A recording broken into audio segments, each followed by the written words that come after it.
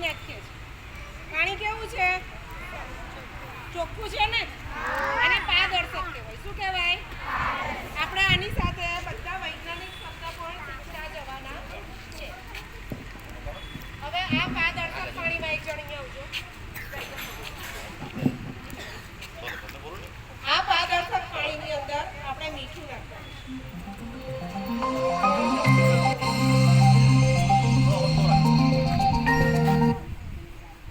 જો બધા જોજો આ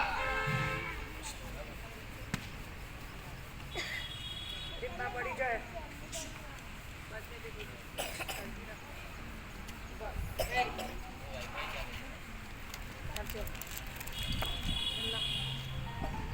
આપણે મીઠું નાખ્યા પછી તમે આનો કલર જોજો.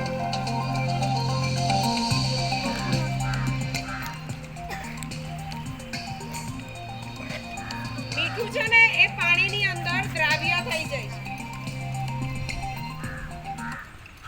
એટલા માટે જે પાણીમાં ઓગળે ને એ પદાર્થને શું કહેવાય? દ્રાવ્ય પદાર્થ કહેવાય. શું કહેવાય? બધા બોલો. કેવા કલરનું થઈ ગયું? કેવું થઈ ગયું પાણી? હવે સફેદ થઈ ગયું ને? સફેદ થયું. બરાબર. આની અંદરથી આછું દેખાય. મારી આંગળી તમને દેખાય છે?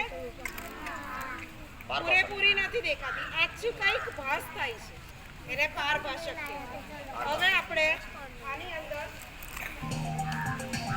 કોઈની પાસે આખું લીંબુ છે? આખું લીંબુ લાવી.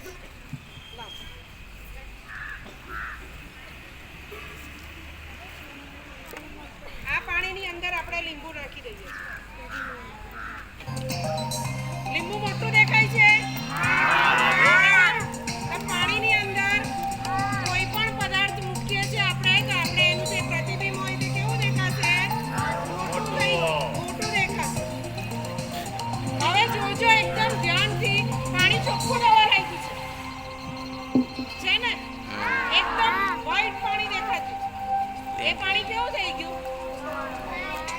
હજી તમે થોડો ટાઈમ રહેવા દેશો, જાતે એકદમ ક્લીન પાણી થઈ જશે. બધું મીઠું ગાયબ.